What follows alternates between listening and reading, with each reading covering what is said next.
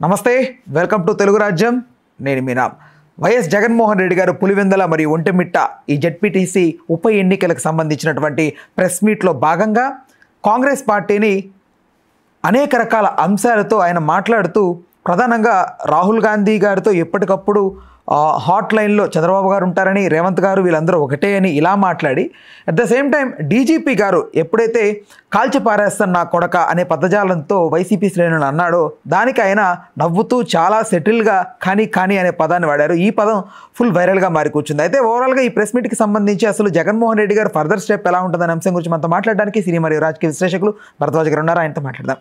నమస్తే. నమస్తే సార్. అసలు ఆయన ఒక 2 బలమైన స్టేట్మెంట్స్ చేశారు సార్, అసలు నెవర్ ఎక్స్పెక్ట్ అసలు సో ఆయన నుంచి. బట్ అంటే మీరేమనుకుంటున్నారు జగన్మోహన్ రెడ్డి గారి స్టెప్ ఎలా ఉంటుంది? ఫస్ట్ ఆ పోలీస్ యంత్రాంగం గురించి. పోలీస్ యంత్రాంగం మీద ఆయన రొటీన్గా మాట్లాడుతున్నదే ప్రతి సందర్భంలోనూ. ఆయన అంటే ఆయన టూర్స్కు వెళ్ళినప్పుడు రిస్ట్రిక్షన్స్ పెట్టడము, ఇన్ని వాహనాల కంటే ఉండకూడదు, ఇంతమంది కంటే ఎక్కువ రాకూడదు క్యాడరు, ఈ రకమైనటువంటి రూల్స్ అండ్ రెగ్యులేషన్స్ పెట్టిన సందర్భాల్లో ఆయన మాట్లాడుతూనే ఉన్నాడు ఈ మాటలన్నీ.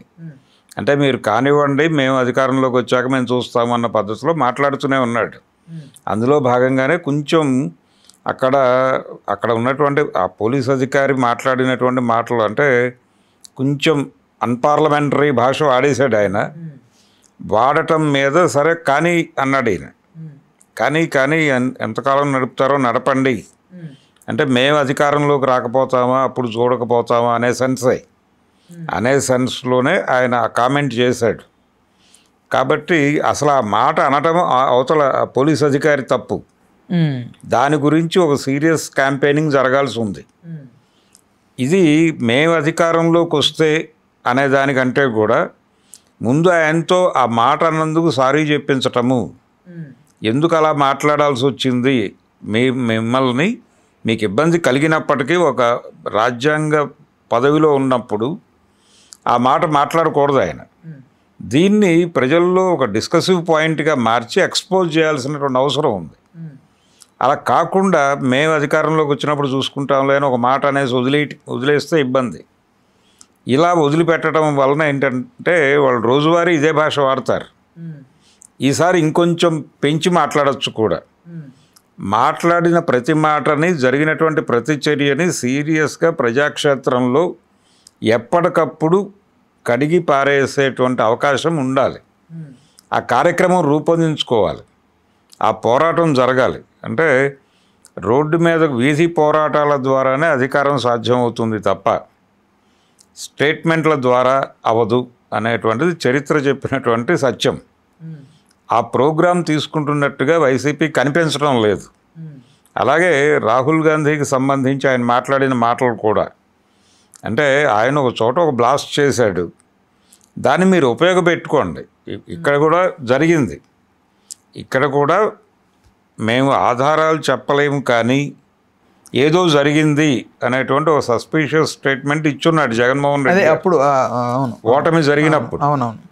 ఇప్పుడు మీకు ఒక లీడ్ దొరికింది, దాన్ని పట్టుకుని మీరు ప్రోబ్ చేయండి. అంటే రాహుల్ గాంధీ గారు ఆంధ్రప్రదేశ్ పేరు ఎక్కడా ప్రస్తావించలేదని ఈయన భావిస్తున్నాడు. అవునండి, ఆంధ్రప్రదేశ్ గురించి ఆయన మాట్లాడి ఉండకపోవచ్చు, ఓకే. దాన్ని ఒక లీడ్గా తీసుకుని మీరు ప్రోగ్రామ్ మొదలు పెట్టండి. మీరు ప్రతిపక్షంలో ఉన్నారు కదా, ఇప్పుడు మీరు అధికార పక్షంలో లేరు కదా, ఎందుకు మార్జిన్ ఇవ్వాలి వాళ్ళకి? అంటే మోడీ గారికి ఏదన్నా ఇండైరెక్ట్గా సిగ్నల్ ఇస్తున్నారా జగన్మోహన్ రెడ్డి గారు? అంటే కాంగ్రెస్ మమ్మల్ని కలుపుకోవడానికి ప్రయత్నిస్తున్నా, నేను నిర్మోహమాటంగా ఖండిస్తున్నాను, ఇదిగో చూడండి మోడీజీ అని చెప్పి జగన్ గారు ఏమన్నా అట్లా కాంగ్రెస్ పార్టీ కలుపుకొని వెళ్ళటం కోసం ప్రయత్నం చేస్తుంది అని కూడా అనుకోనక్కర్లేదు. ఎందుకంటే ఆయనకు పర్సనల్గా నష్టం జరిగింది కాంగ్రెస్ పార్టీ నుంచి ఏపీ వరకు.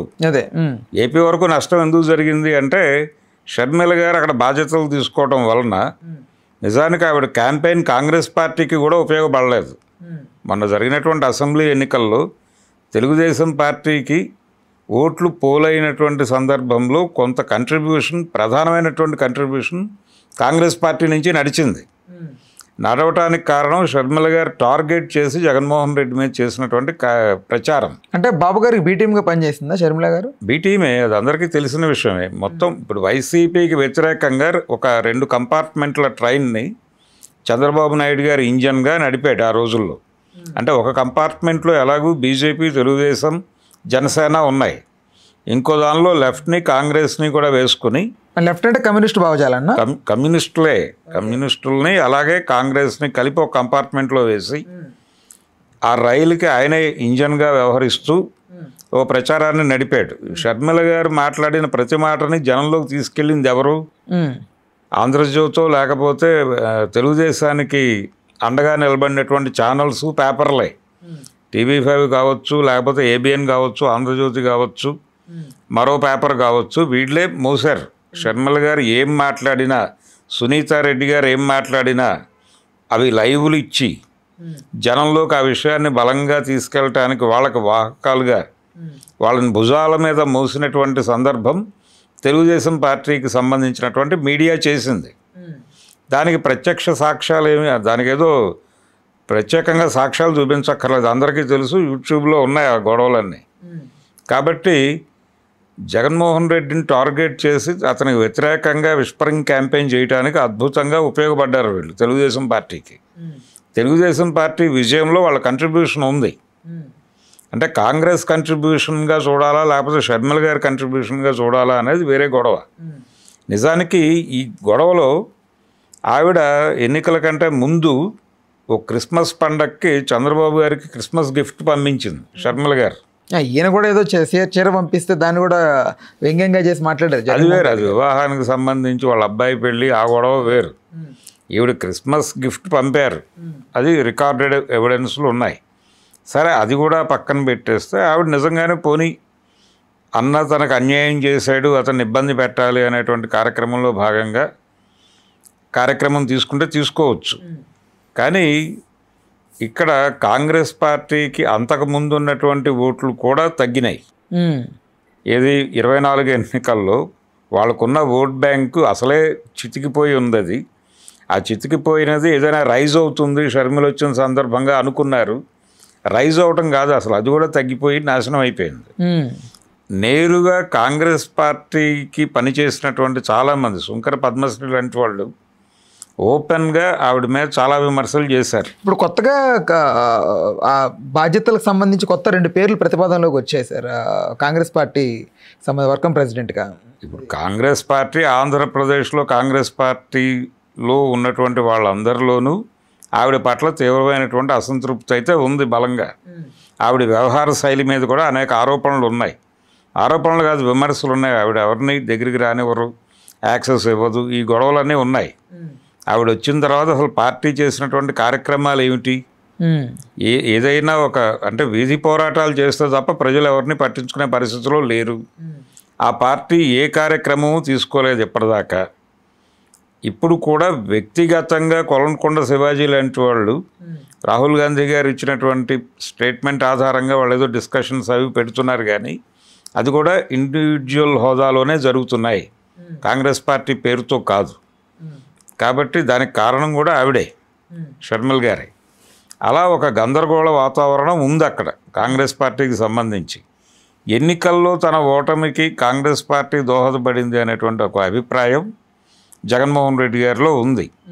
రెండోది, ఆయన చెల్లెలు అక్కడ ఉండటం అనేది ఖచ్చితంగా ఆయనకి ఇబ్బందికరమైన అంశంగానే చూస్తున్నాడు ఆయన. అందుకని ఆయన బ్రాడ్గా వెళ్ళిపోయి కాంగ్రెస్ పార్టీ చంద్రబాబు కలగలిసి అనే మాట వాడేశాడు.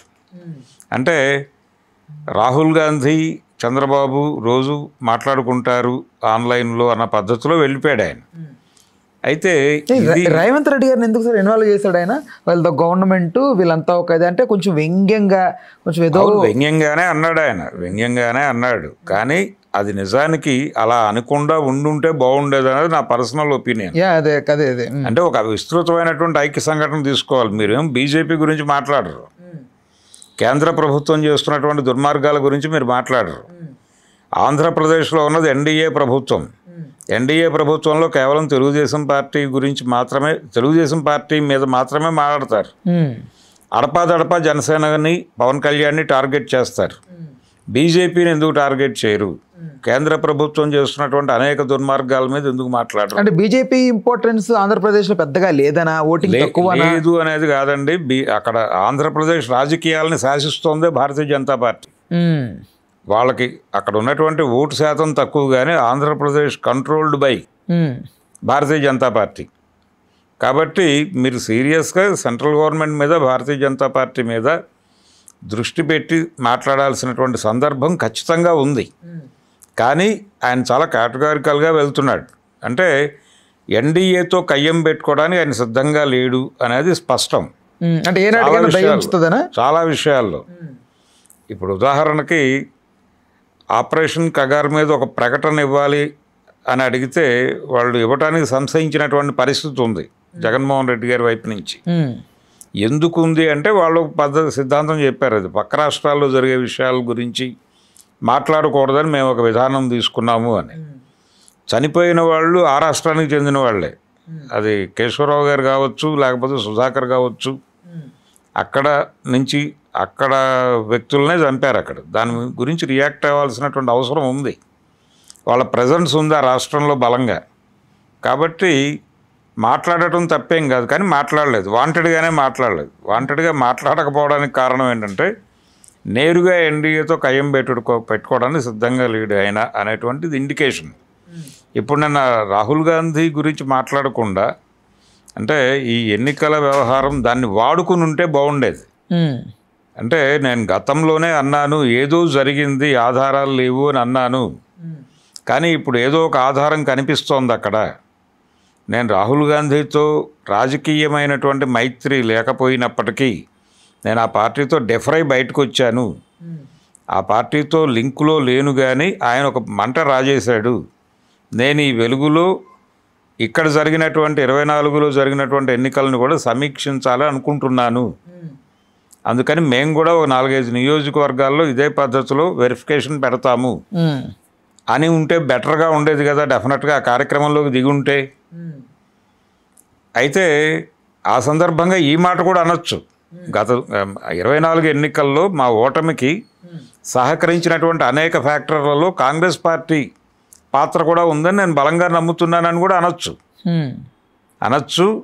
ఆ పార్టీకి రాష్ట్ర నాయకత్వం వహించినటువంటి మా చెల్లెల్ని, అలాగే ఇద్దరిని, సునీతారెడ్డి గారిని అలాగే షర్మిలారెడ్డిని మోసింది తెలుగుదేశం మీడియా అని కూడా మాట్లాడచ్చు ఓపెన్గా, తప్పేం లేదు. కానీ రాహుల్ గాంధీ ఓపెన్ చేసినటువంటి విషయాన్ని వాడుకోవాలి కదా పొలిటికల్గా. ఓ పొలిటీషియన్ చేయవలసిన పని అది. అది మానేసి కొంచెం సెటైరికల్గా వేగ్గా ఏదో మాట్లాడేసి ప్రకటనలకు పరిమితం అయిపోతే పనులు అవ్వవు. డెఫినెట్గా వీధి పోరాటాలకు దిగాలి. రోజువారీ ఏదో ఒక ఇష్యూ మీద ప్రభుత్వాన్ని నిలదీయాల్సినటువంటి అవసరం ఉంది. సూపర్ 6 అమలు జరగటం లేదు అన్నారు, దాని మీద ధర్నా కార్యక్రమం పెట్టండి. మహిళలకి ఫ్రీ బస్ ఇస్తానన్నాడు ఆయన, ఎందుకు తాత్సారం చేస్తున్నారు అని చెప్పి ఆ పార్టీ కార్యాలయాల దగ్గర ధర్నా కార్యక్రమం పెట్టండి, తప్పేముంది దానిలో. మీరు ఎన్నికల్లో చెప్పారు, మేము ఓట్లు వేసాం అంటే చంద్రబాబు గారికి సంబంధించి మాట్లాడుతూ కూడా ఒక చురుక పేల్చారు ఆయన. మహా అయితే ఇది లాస్ట్ చివరి ఎలక్షను, ఇవన్నీ మాట్లాడితే అవ్వవు. అదే సార్, మాట్లాడితే చివరి ఎన్నికలు అవ్వవు, మీరు కార్యక్రమంలోకి దిగితే అవుతాయి. ఆయనకి చివరి ఎన్నికలుగా మార్చడానికి మీరు ఏం చేశారు అనేది జనం చూస్తారు. మీరు ఇంట్లో కూర్చుని ప్రకటనలు ఇస్తే కాదు, వీధి పోరాటాలకు దిగాల్సినటువంటి అవసరం ఉంది, దాన్ని వైసీపీ గుర్తించాలి. Right sir. ఇంకా కమింగ్ బ్యాక్ టు పోలీస్ యంత్రాంగం సార్, అసలు అంటే నిజంగా కొన్ని వీడియోస్ అవి జరుగుతున్న వాస్తవాలు మనకు ఎంత మాత్రం తెలియనప్పటికీ, బట్ కనపడుతున్న దాని ప్రకారం చాలా వరకు ప్రజల్ని నిర్వీర్యపరిచారు వాళ్ళ స్వగ్రామాల్లోనే ఓటేయకుండా. డెఫినెట్గా పోలీసుల్ని, అంటే రాజ్యాంగ వ్యవస్థలన్నింటినీ వాడుకునేటువంటి ప్రయత్నం ప్రభుత్వాలు చేస్తున్నాయి. దానిలో ఎవరూ మొహమాట పడాల్సినటువంటి అవసరం లేదు. గత అసెంబ్లీ ఎన్నికల్లో కూడా ఇదే జరిగిందంటే అప్పుడు వైసీపీ చేసిందా అని కాదు. అంటే ఈ ఆపరేషన్ మొత్తం కూడా సెంట్రల్ గవర్నమెంట్ నుంచి నడిచింది అప్పుడు. ఇప్పుడు ఎన్డీఏ గవర్నమెంటే స్ట్రైట్ అవే ఉంది అక్కడ. కాబట్టి వాళ్ళకి పెద్ద విచిత్రమైన విషయం ఏం కాదు. వాళ్ళ యంత్రాంగాన్ని వాళ్ళకు అనుకూలంగా వాడుకున్నారనేది చాలా స్పష్టంగా కనిపిస్తున్న వ్యవహారమే. అలాగే వాళ్ళ మాటల్లో కూడా కనిపిస్తోంది, అది ఎవరో విమర్శించడం కాదు, స్ట్రైట్ అవే డీజీపీ గారి మాటల్లోనే కనిపిస్తోంది ఆ ధోరణి. అంటే ఆ స్థాయి భాష మాట్లాడారు ఆయన అంటేనే ఆయన ఏ మేరకు చొరవ తీసుకున్నాడు ఆ ఎన్నికల నిర్వహణకు సంబంధించి అనేది అర్థమవుతుంది. అందుకని దాన్ని ఎక్స్పోజ్ చేయాలి కదా, జనంలోకి వెళ్ళారని నా గొడవ. మీరు ఎక్స్పోజ్ చేయండి, మీరు ఏదో ప్రెస్ మీట్ పెట్టి మాట్లాడటం కాదు, దాన్ని ఎక్స్పోజ్ చేస్తూ ఒక కార్యక్రమం తీసుకోండి. మీకు పార్టీ యంత్రాంగం ఉంది, మీ క్యాడర్ ఉంది, మీ క్యాడర్ని ఎందుకు అలా వదిలేస్తున్నారు? వాళ్ళకు ఒక యాక్టివిటీ ఇచ్చి రోడ్ల మీదకి పంపించండి. జరగాలి కదా పని. కలెక్టర్ ఆఫీసుల దగ్గర ధర్నాలు చేయటం ఒక సాంప్రదాయ ఉద్యమ కార్యక్రమాలు ఉన్నాయి కదా, అవి చేయండి. అవి జరగనివ్వరు అంటే దాన్ని ఎక్స్పోజ్ చేయండి. రోజువారీ గవర్నమెంట్ని ఎక్స్పోజ్ చేయటమే కదా మీరు చేయవలసిన పని. ఆ ఎక్స్పోజ్ చేయటం అనేది అంత బలంగా చేస్తారు. ప్రకటనలు ఇవ్వటం, ఆ ప్రకటనల మీద డిస్కషన్లు పెట్టడం, దీనివలన ఉపయోగాలు ఉండవు. కాదు సార్, ఇప్పుడు ఒక గవర్నమెంట్ ఫామ్ అయితే మహా అయితే దాని టెన్యూర్ ఒక 5 సంవత్సరాలు. కానీ పోలీసులు ఎప్పటి నుంచో కష్టపడి స్టెప్ బై స్టెప్ నేర్చుకుంటూ, స్టెప్ బై స్టెప్ అన్నిటికీ పాస్ అవుతూ ఒక ఉద్యోగం తెచ్చుకున్న తర్వాత వాళ్ళు జ్యుడిషియరీకి ఒక కట్టుదిట్టంగా వాళ్ళు దానికి ఉండి చేయాలి కదా, వాళ్ళ కర్తవ్యం. ఉండదండి. ప్రభుత్వం అనేది ఏర్పడిన తర్వాత ప్రభుత్వం 5 ఏళ్ళు ఉంటుందా 2 ఏళ్ళు ఉంటుందా అనే గొడవ కాదు. ఏ నిర్ణయమైనా తీసుకునేటువంటి అధికారం దానికి ఉంటుంది. కాబట్టి తన మాట వినని వ్యక్తిని ఏదైనా చేసేటువంటి అవకాశం ఉంది. అంటే స్టేట్ సర్వీసెస్ నుంచి మేము టెర్మినేట్ చేస్తున్నామని కూడా చెప్పచ్చు, చెప్పిన సందర్భాలు ఉన్నాయి. అందుకని వాళ్ళు ఎప్పుడైనా సరే కొత్తగా ఒక ప్రభుత్వం ఏర్పడితే తనకు అనుకూలమైనటువంటి వాళ్ళందరినీ తీసుకొచ్చి బాసులుగా పెట్టుకోవడం అనేది మనం చూస్తూనే ఉన్నాం. ప్రతి చోట జరుగుతుంది. ఇప్పుడు కేంద్రంలో ఎన్డీఏ గవర్నమెంట్ నడుస్తోంది, రేపు యూపీఏ గవర్నమెంట్ వచ్చింది అనుకుందాం. యూపీఏ లేదు ఇప్పుడు. ఇండియా కూటమో మరో కూటమో అధికారంలోకి వస్తే వాళ్ళకు అనుకూలమైనటువంటి నెట్వర్క్ను వాళ్ళు ఏర్పాటు చేసుకుంటారు. ఏపీలో రేపు పొద్దున వైఎస్ఆర్సీపీ వస్తే రేపు మేము చూసుకుంటాం అంటున్నారు కదా ఆయన, అదే పద్ధతిలో వీళ్ళు కూడా మొత్తం మారుస్తారు సెటప్ని, నెట్వర్క్ మారుతుంది. తెలంగాణలో మారింది, మనం చూసాం. తెలంగాణలో బీఆర్ఎస్ నుంచి కాంగ్రెస్కి ట్రాన్స్ఫర్ అయిన తర్వాత నెట్వర్క్ మారింది కదా. ఈ భయాలు ఉంటాయిగా వాళ్ళల్లో. అందుకని సరెండర్ అయ్యే బాసులు ఉంటారు, ఆల్రెడీ వాళ్ళతో నడుస్తున్నటువంటి వాళ్ళు ఉంటారు. ఒక్కొక్కసారి ముందే కూసి దెబ్బతినేటువంటి అధికారులు కూడా అనేక మంది ఉన్నారు. ఇది నడుస్తుంది. అంటే ప్రభుత్వంలో ఎవరుంటే వాళ్ళకు అనుకూలంగా వ్యవహరించడం అనేది ఒక ప్రోగ్రామ్గా మారిపోయింది. వాళ్ళకంటూ అంటే కాన్స్టిట్యూషనల్గా మనం దానికే బైండ్ ఓవర్ అయి ఉండాలి. ప్రభుత్వం చెప్పినటువంటి నిర్ణయాన్ని కాదనేటువంటి హక్కు మనకుంది, ఫైట్ చేద్దాం అనుకునేటువంటి అధికారుల శాతం క్రమంగా తగ్గిపోతూ వస్తుంది. ఆ తగ్గిపోతుంది అనటానికి జరుగుతున్నటువంటి సంఘటనలే ఉదాహరణలు. దీన్ని ప్రజల్లోకి తీసుకెళ్ళి ఎక్స్పోజ్ చేయాలి రోజువారీ. ఆ ఎక్స్పోజ్ చేయటం ద్వారా మీరు సక్సెస్ సాధిస్తారు. అది జరగటం లేదు. అది జరగటం లేదు కాబట్టి వాళ్ళు రోజు అదే చేస్తున్నారు. రైట్, అది ప్రాబ్లం. అందుకని వైఎస్ఆర్సీపీ ఒక ప్రోగ్రాం తీసుకోవాలి. అంటే ఈ గెలుపు రిగ్గింగు అనేసి ఈ ఒంటిమిట్ట లేకపోతే పులివెందుల ఇదంతా వాళ్ళు చాలా ఓవర్ యాక్షన్ చేస్తారు.